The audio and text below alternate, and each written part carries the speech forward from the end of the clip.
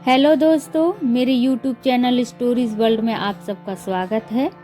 आज की हमारी कहानी है सलाह लें पर संभल कर। मनुष्य एक सामाजिक प्राणी है जो कि लोगों के समूह के बीच में रहता है। इस समूह में कई तरह के रिश्तों को वो निभाता है। कुछ रिश्ते निस्वार्थ होते हैं जबकि अधिकतर रिश्तों की नींव स्वार्थ पर टिकी होती है। हम जो व्यावसायिक संबंध बनाते हैं वो अधिकतर आदान प्रदान या यूं कहें एक दूसरे को और दूसरे से पहले व्यक्ति को फायदे की बुनियाद पर ही टिके होते हैं।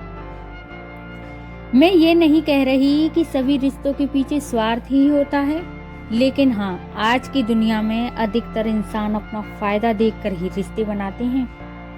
दोस्तों, ऐसा कई बार होता है कि हम किसी दुविधा में फंस जाते हैं और हमें किसी की राय की जरूरत पड़ती है। तब हम अपने आसपास के लोगों से उस बारे में सलाह मशवरा करते हैं कि हमें क्या करना चाहिए।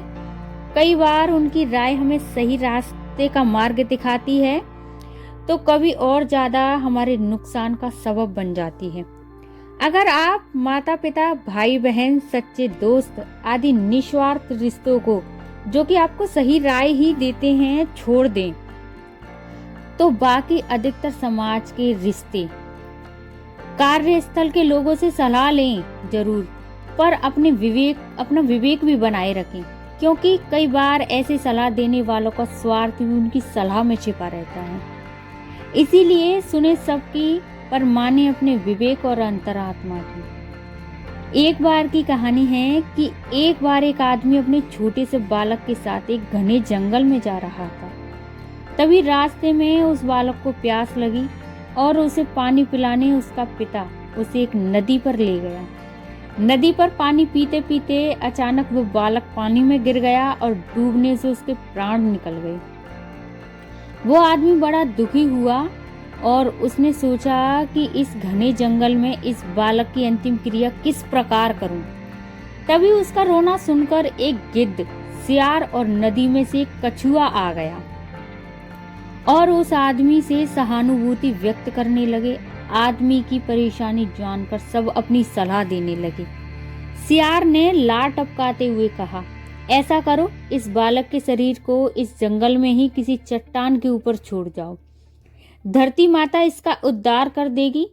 तभी गिद्ध खुशी छुपाते हुए बोला, नहीं, धरती पर तो इसको जानवर खा जाएंगे। ऐसा करो, इसे किसी वृक्ष के ऊपर डाल दो ताकि सूरज की गर्मी से इसकी अंतिम गति अच्छी हो जाएगी। उन दोनों की बातें सुनकर कछुआ भी अपनी भूख को छुपाते हुए बोला, नहीं, आप इन दोनों की बातों में मत आओ। इस बालक की जान पानी में गई है, इसीलिए आप इसे नदी में ही बहा दो। और इसके बाद तीनों अपने अपने कहे अनुसार उस आदमी पर जोर डालने लगे। तब उस आदमी ने अपने विवेक का सहारा लिया और उन तीनों से कहा, तुम तीनों की सहानुभूति भरी सलाह में मुझे तुम्हारे स्वार्थ की गंध आ रही है। सियार चाहता है कि मैं इस बालक के शरीर को ऐसे ही जमीन पर छोड़ दूं ताकि ये उसे आराम से खा सके, और गिद्ध, तुम किसी पेड़ पर इस बालक के शरीर को इसलिए रखने की सलाह दे रहे हो ताकि सियार और कछुआ से बचकर तुम आराम से अपनी दावत उड़ा सको। और कछुआ, तुम नदी के अंदर रहते हो, इसीलिए नदी में अपनी दावत का इंतजाम कर रहे हो। तुम्हें सलाह देने के लिए धन्यवाद, लेकिन मैं इस बालक के शरीर को अग्नि को समर्पित करूंगा, न कि तुम्हारा भोजन बनने दूंगा। यह सुनकर वो तीनों अपना सा मुंह लेकर वापस चली गई। तो दोस्तों, मैं ये नहीं कह रही हूँ कि हर व्यक्ति आपको स्वार्थ भरी सलाह ही देगा, लेकिन आज के इस प्रतिस्पर्धी युग में हम अगर अपने विवेक की छलनी से किसी सलाह को छान लें तो शायद ज्यादा सही रहेगा।